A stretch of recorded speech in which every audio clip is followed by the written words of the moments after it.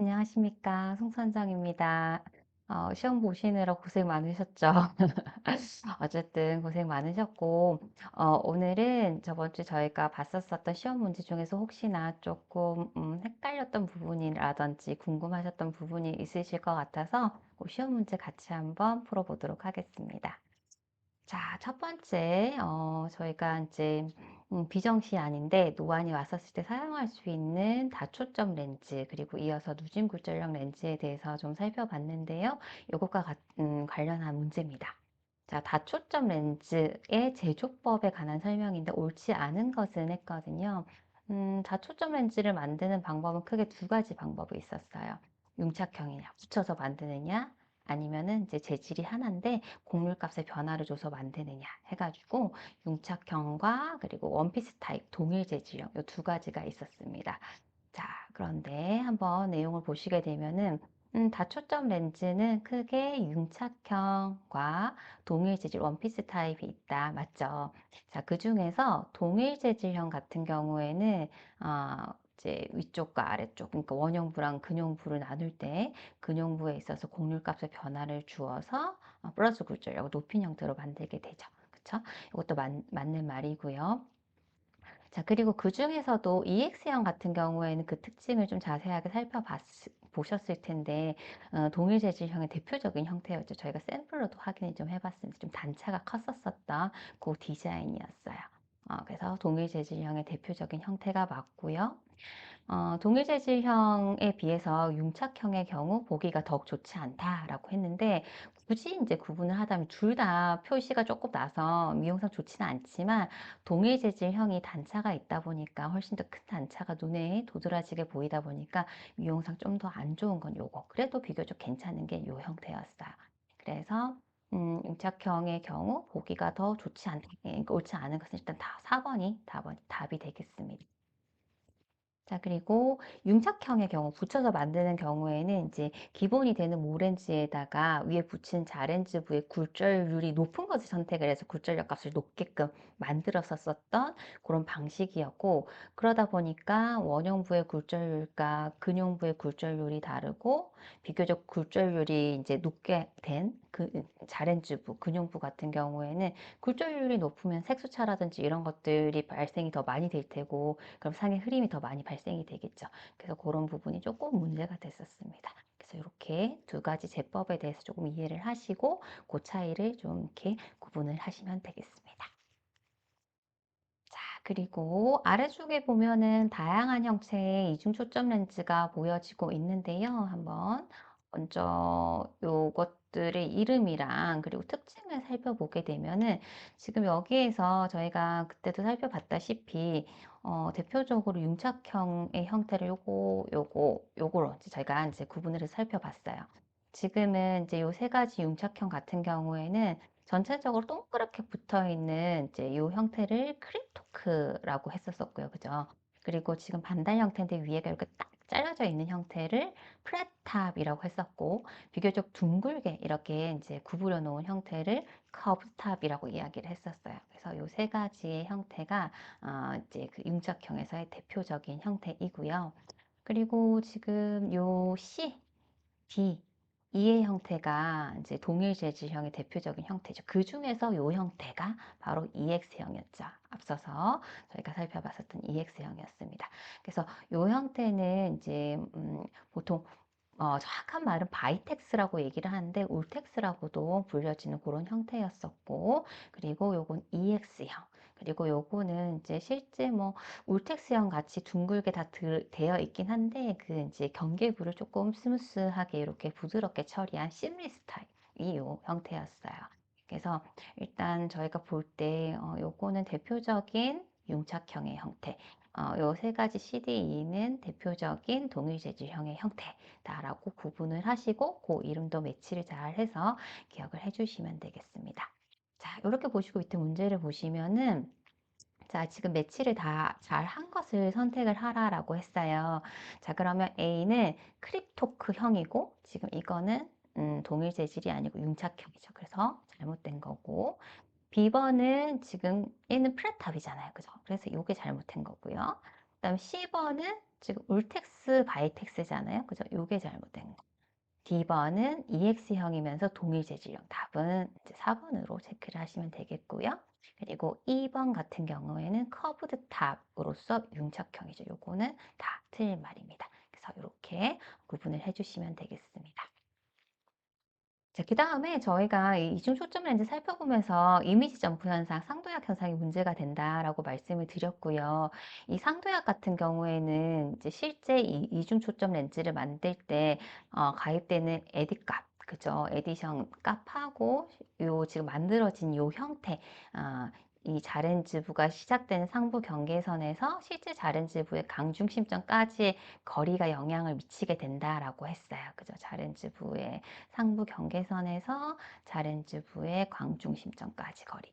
그 거리가 멀면 멀수록 상도약이 커지겠죠. 그죠? 자, 그렇게 봤었을 때 예를 들어서 위에 있는 이 이제 6가지 타입이 동일한 애드 값을 이제 가진다라고 가정을 했었을 때 어떤 것이 가장 상도약이 클까라고 이제 물어본 문제죠. 그러면은 저희가 체크를 해야 되는 부분은 이 자렌즈부의 상부 경계선에서 자렌즈부의 강중심점까지의 거리를 봤었을 때 가장 먼 거를 선택을 해주시면 되죠. 그렇게 봤었을 때는 요 C번이 이 바이텍스 타입이 가장 머니까 가장 이제 상도약이 크죠. 그죠? 그래서 실제 이런 타입 지금은 안 씁니다. 자, 그래서 10번으로 체크를 해주시면 됩니다. 이렇게 살펴봤고요.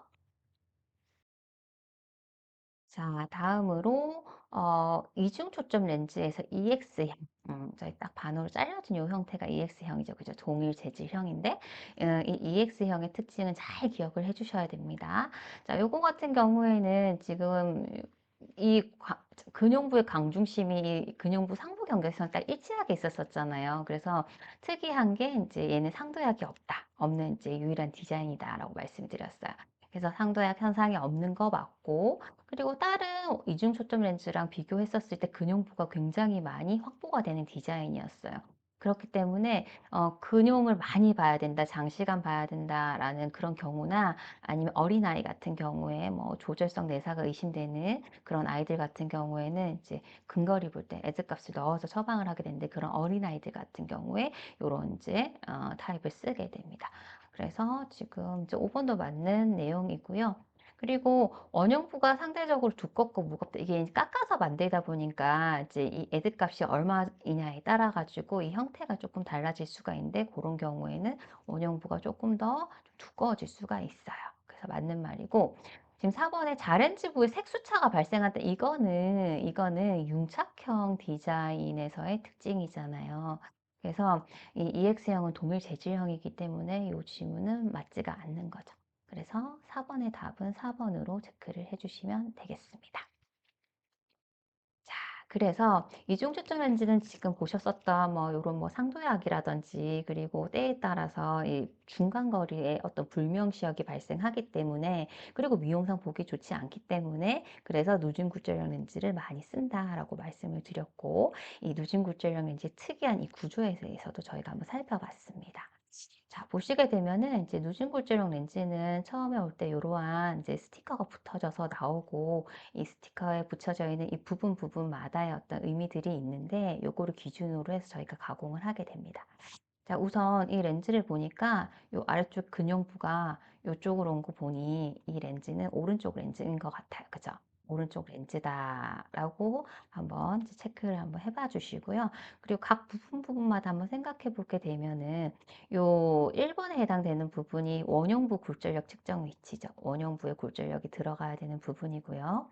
2번이 근형부의 굴절력이 이제 들어가야 되는 부분이죠. 이렇게 되고, 그 다음에 이 3번이 아이 포인트입니다. 실제적으로 이제 동공 중심이 여기에 올 수 있게끔 이제 조제 가공하는 아이 포인트가 될 거고요. 그 다음에 4번은 이제 프리즘 굴절력 측정 위치예요. 프리즘 굴절력. 뭐 대부분의 사람들은 프리즘을 처방이 되지 않겠죠. 프리즘 처방이 되지 않을 텐데 혹 프리즘 처방이 필요한 경우라고 하면 처방된 프리즘 값이 여기에서 측정이 돼야 된다라는 겁니다. 자, 그리고 마지막으로 이제 5번 같은 경우에는 양쪽에 수평선 라인이 맞아야 되다 보니까 요게 이제 수평 기준선이 되는데, 이 수평 기준선에서 지금 코 방향이랑 귀 방향에 이제 각인된 내용이 있죠. 그 내용을 이제 사실 꼭 반드시 확인을 해 봐야 되는데, 코 방향에는 지금은 요 렌즈의 어떤 뭐 브랜드명이라든지 아니면 모델명이라든지 요런 게 적혀 있어요. 적혀 있고 귀 방향에 이 사람의 애드값이 적혀 있으니까 요것도 반드시 이제 검사하시기 전에 확인해야 되는 부분이에요. 그렇게 봤었을 때 옳게 설명한 것은 했거든요. 1번은 원형부 굴절력 위치이기 때문에 아니고, 2번은 근형부 굴절력 측정 위치 맞네요. 답은 2번으로 체크를 하시면 되겠고요. 그죠? 그리고 뭐 3번은 아이 포인트, 4번은 프리즘 굴절력 측정 위치, 그리고 5번은 수평 기준선이 되는데, 이 기준선에 있어가지고 이 요 위치는 코 방향이기 때문에 브랜드명이라든지 모델명 이런 게 적혀 있을 겁니다. 그래서 이렇게 한번 체크를 해주시면 되겠습니다.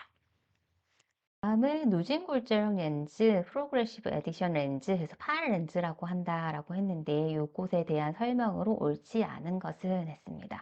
누진 굴절형 렌즈는 이제 기능이 특별하고 좋지만, 그래서 편리하지만 편한 안경은 아니라고 말씀을 드렸어요. 모든 거리를 다 명시할 수 있지만 그 모든 거리에서 선명상을 얻을 수 있는 그런 구조는 아닙니다. 자, 보시게 되면은 이 렌즈가 나오게 된 배경은 이제 비정시인데 노안이 와서 모든 거리에서 다 볼 수 있게끔 한 렌즈로 보기 위해서 그런 목적으로 나왔어요. 그래서 모든 거리를 명시 가능하게 하기 위해서 고안된 노안 교정용 렌즈이다. 맞는 말이고요. 굴절력 값이 원형부에서 근형부로 점진적으로 이렇게 변함에 따라서 중간 거리에서의 어떤 불명시력이 발생하지 않습니다. 그래서 이중 초점 렌즈에서 발생될 수 있는 이런 이제 문제점을 이제 해소를 한 그런 형태이죠.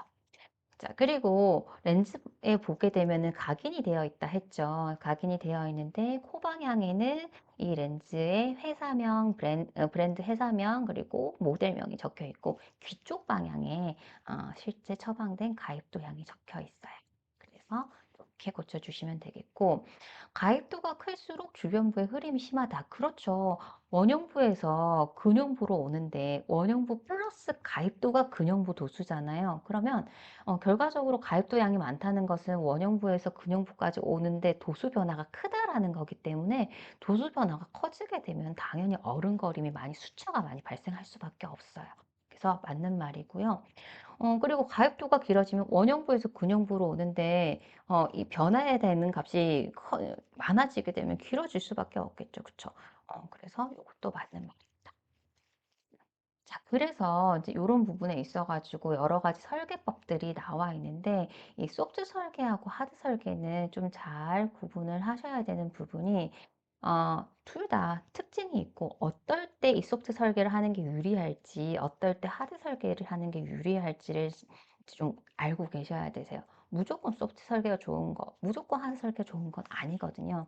기본적으로 소프트 설계는 원형부에서 근형부로 올 때 굴절력의 변화값이 적잖아요. 스무스하잖아요. 그래서 착용하는 착용자의 어떤 이제 시선 이동에 대해서 위화감이 크진 않지만, 만약에 이 사람이 가입도가 크다라고 하면 이 누진대가 엄청 길어지는 거죠.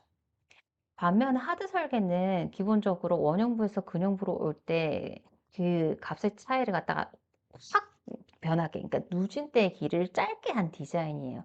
그러면 이런 경우에 같은 경우에는 급격한 도수 변화가 있기 때문에 사실은 이 사람의 가입도가 많을 때 조금 적응하기가 힘들 수 있어요. 주변에 수차도 엄청 많아가지고 어른거림이 좀 심하고 이럴 수는 있지만, 그래도 가입도가 너무 많다 하는 경우에는 이런 식으로 디자인을 해야지 그래도 볼 수 있는 원형부랑 근형부 면적이 확보가 돼요.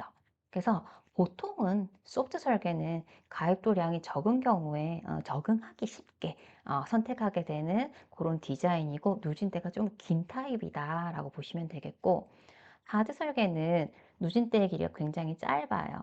그래서 어른거림이 좀 심할 수는 있지만, 이런 경우는 가입도가 많은 경우에 그래도 좀 효과적으로 내가 보고자 하는 면적을 좀 효율적으로 확보하기 위해서 가입도가 많은 경우에 선택하게 되는 게 하드 설계예요. 또 이제 누진대가 짧기 때문에 조금은 상하폭이 좀 짧은 그런 타입을 선택을 할 수 있다는 것도 이점이 됩니다. 그래서 두 가지를 뒀었을 때 이제 실제 이 사람이 쓰고자 하는 목적이나 가입도 양이나 그리고 프레임의 어떤 사이즈나 이런 것들을 고려를 해서 두 가지 타입 중에서 한 가지를 좀 선택을 해 주실 필요가 있습니다. 자, 그렇게 보게 되면은 먼저 초기 노안인 경우에는 가입도가 비교적 적겠죠. 그런 경우에는 소프트 설계를 해주는 것이 훨씬 더 적응하기가 좋습니다. 그래서 아니고요. 그리고 상하폭이 좁은 경우, 이게 수직의 높이가 굉장히 짧은 경우에는 하드 설계를 해야지 되죠. 소프트 설계로 하게 되면은 근용부가 잘려나가는 그런 이제 상황이 발생할 수가 있어요. 그래서 아니고요. 소프트 설계 경우 하드 설계보다 주변부의 숫자에 따른 울렁거림이 크진 않죠.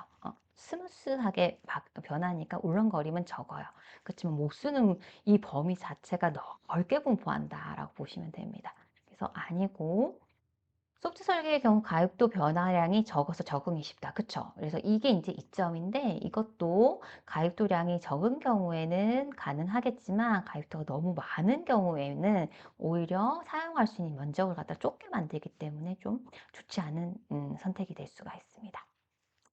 자, 그 다음에 안구 회선량이라고 하는 것을 내가 원거리를 보다가 근거리를 볼 때 이제 이 시선 이동하는 그 회선량을 얘기를 하는데, 어, 지금 이렇게 누진대의 길이가 짧은 하드 설계 같은 경우에는 원형부에서 근형부로 올 때까지 안구 회선량이 이제 적겠죠. 그쵸?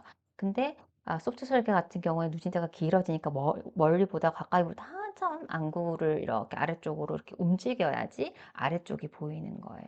그래서 소프트 설계가 안구 회선량이 크고요. 그래서 멀리랑 가까이를 막 빈번하게 해야 되는 경우에는 하드 설계를 하시는 것이 좋은 선택이 됩니다. 자, 그래서 설계법에 있어서 굉장히 다양한 설계법들이 있지만 그 중에서도 요 소프트 설계랑 하드 설계는 그 원리에 대해서 그리고 요거를 가지고 적용해야 되는 타입에 대해서 좀 잘 구분을 해주시길 바라겠습니다. 자, 이렇게 해가지고 저희가 이제 다초점 렌즈 그리고 누진 굴절형 렌즈에 대해서 살펴봤고요. 그 다음에 이제 본격적으로 안경테에 대해서 좀 살펴봤는데, 안경테가 가져야 되는 조건들이 있었었죠. 기본적인 조건이 있었고, 그리고 이제 플라스틱테가 가져야 되는 또 조건, 그리고 금속테가 가져야 되는 조건을 조금 더 구분을 해서 살펴봤습니다.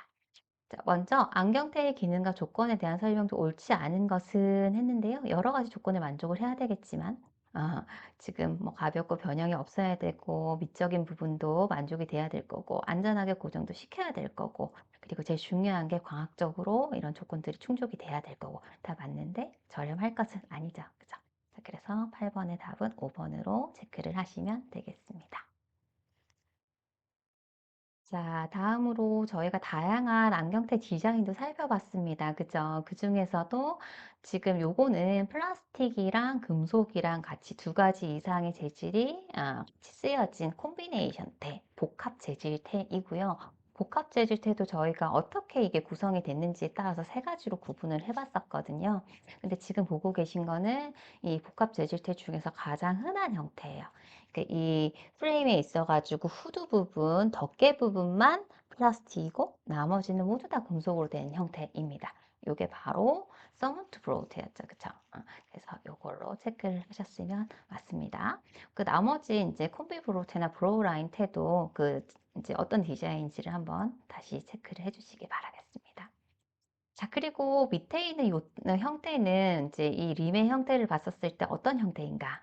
웰링톤형이죠. 그죠? 그래서 웰링톤형으로 체크를 하시면 되겠습니다.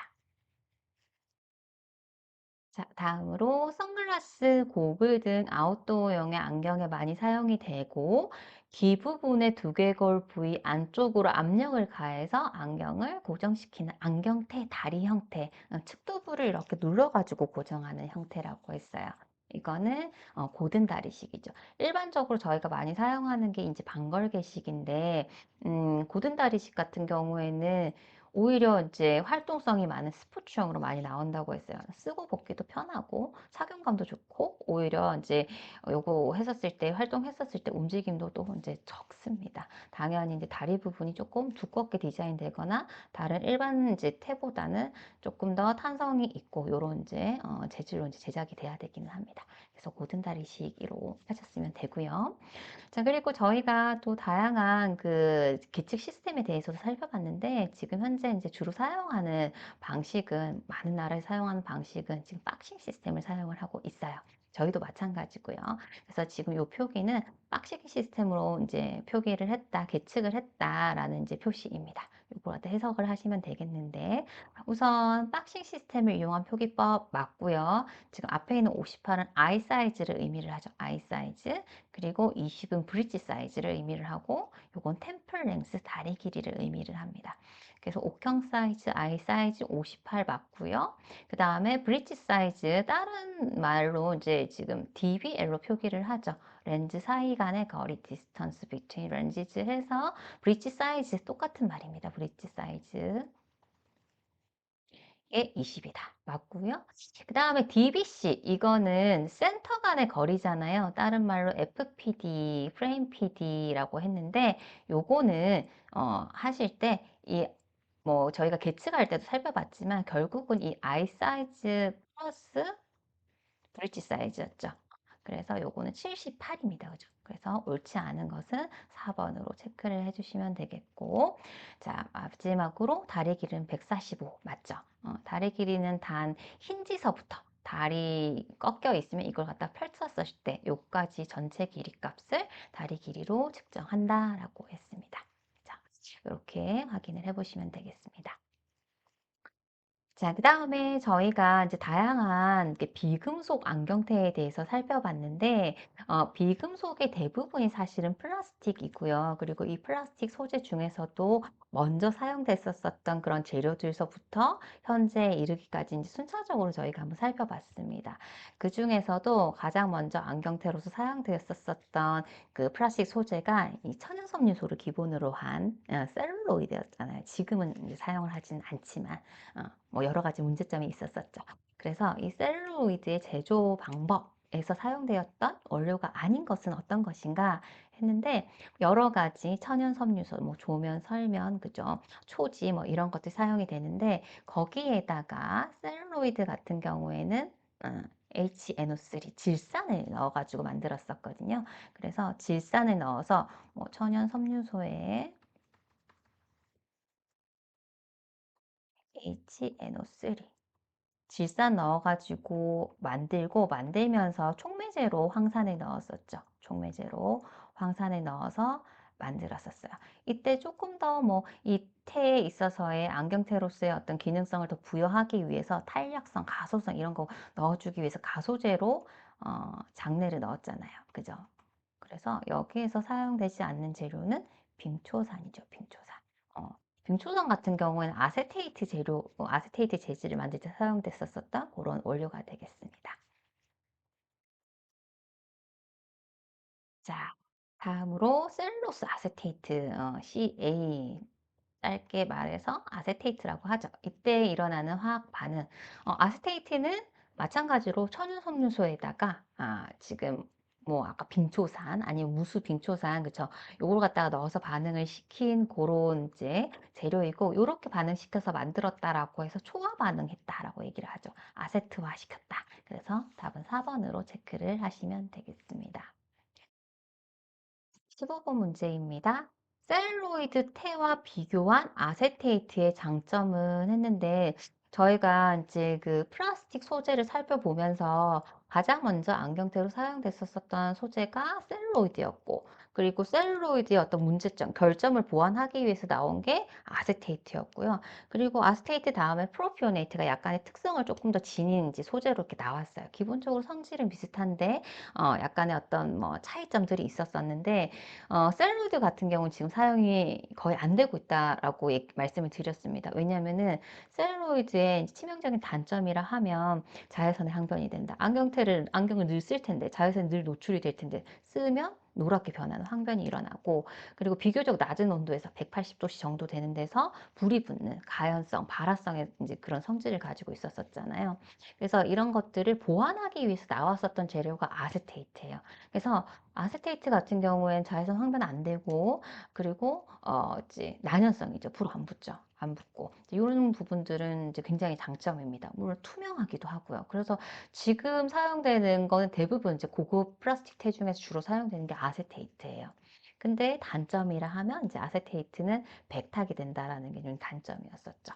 그래서 지금 셀룰로이드 테랑 비교했었을 때의 아세테이트의 장점을 고르라고 했기 때문에 지금 한번 보시게 되면은 난연성이며 자외선이 강하다. 요거를 체크를 해주시면 되겠네요.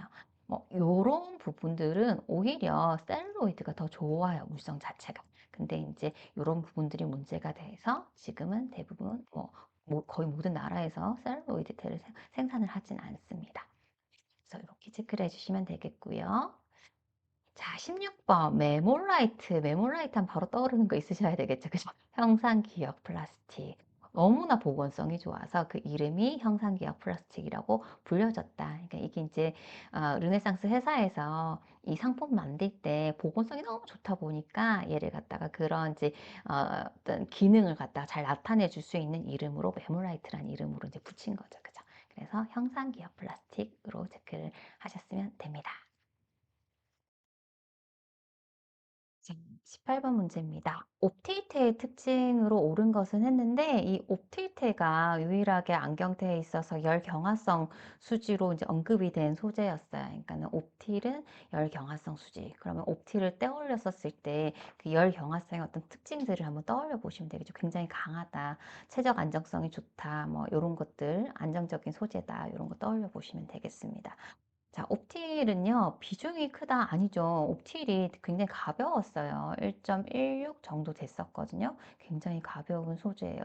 그 플라스틱 소재 중에서 제일 가벼운 게 폴리아미드인데 그게 1.1이었잖아요. 그죠? 그리고 셀룰로이드 한 1.3이 그죠? 그 정도는 조금 수치를 좀 기억을 해주시면 좋겠고.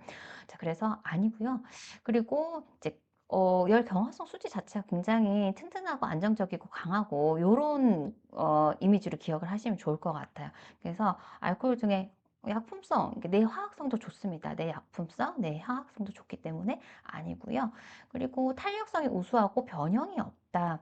음, 옵틸이라고 하는 이 소재가 열경화성 수지 중에서 비교적 탄력성이 있어서 사용이 되긴 했지만 기본적으로 탄력성이 굉장히 우수한 그런 재료 자체가 아니에요. 열경화성 수지는. 그래서 이것도 아니고요.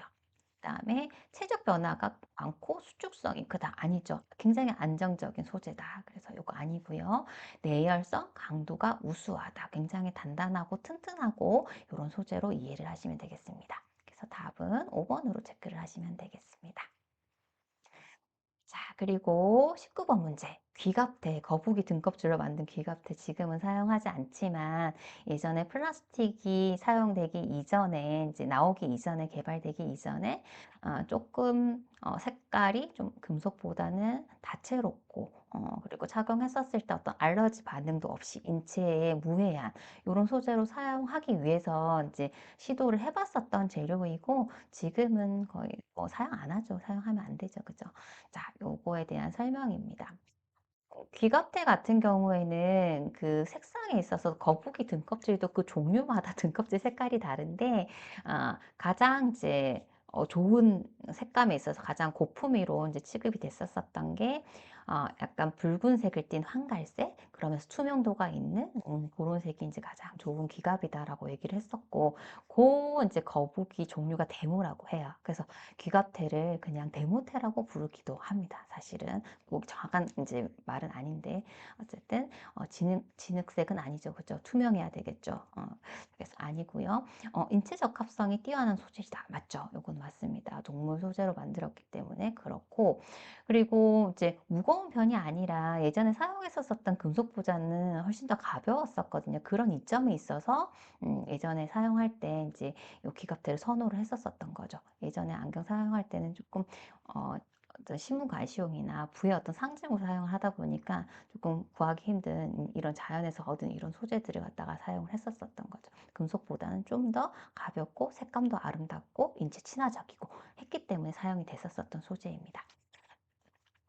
자, 근데 이제 이 동물 소재다 보니까 아무래도 해충을 입기도 쉽고요. 그리고 관리하기도 굉장히 좀 까다로워요. 너무 건조해도 안 되고. 그래서 실제 이게 귀갑대로 만들어진 이 테는 관리가 굉장히 중요한데, 당연히 초음파 세척기로 세척하면 안 되고요. 안 되고. 그리고 이제 습도도 한 10% 이상 정도, 습도를 갖다 어느 정도 유지한 상태에서 히터로 가열을 해서 사용을 해야 됩니다. 그래서 이것도 아니고요. 그래서 답은 2번으로 체크를 하시면 되겠습니다. 마지막으로 지금 요거는 저희가 상도약 이미지 점프 현상 요거 한번 구해 보실 수 있어야 되는데 요거는 조금 응용된 문제죠. 그쵸? 그래서 렌즈를 한번 그려보는 게 좋을 것 같은데요. 어, 요렇게 렌즈를 한번 그려보도록 할게요. 이렇게. 자, 원용부의 굴절력이 마이너스 1디옵터고, 그리고 근용부의 굴절력이 플러스 2디옵터다. 이렇게 그려볼 수가 있을 것 같아요. 그러면 실질적으로 저희가 이 상도 영향을 구하려고 하면 애드 값이 필요하잖아요. 애드 값. 그러면 이게 원용부에서 근용부로 만들기 위해서 실질적으로 더해진 애드 값은 플러스 3디옵터가 되겠죠. 플러스 3디옵터. 그래서 상도 영향 구할 때는 애드 값에다가 이 자렌지브의 상부 경계선에서 자렌지브의 실제 강중심점까지 거리 이 값을 갖다가 알아야 되는데 여기에서 10mm다, 1cm다라고 이렇게 주어져 있네요. 그러면 1cm 이렇게 해보면은 3프리즘이라고 저희가 구해볼 수가 있겠고 여기 있는 이제 애드 같은 경우는 플러스 값이 가입이 되어 있으니까 이러한 프리즘의 형태로 되어 있겠죠. 그렇기 때문에 여기를 통과할 때는 베이스 다운의 영향을 받아서 상이 위쪽으로 떠올라 보이는 3프리즘만큼 떠올라 보이는 그런 현상이 발생하겠다라는 것을 한번 생각해 볼 수가 있겠습니다. 오랜 시간 들으시느라 고생 많으셨습니다.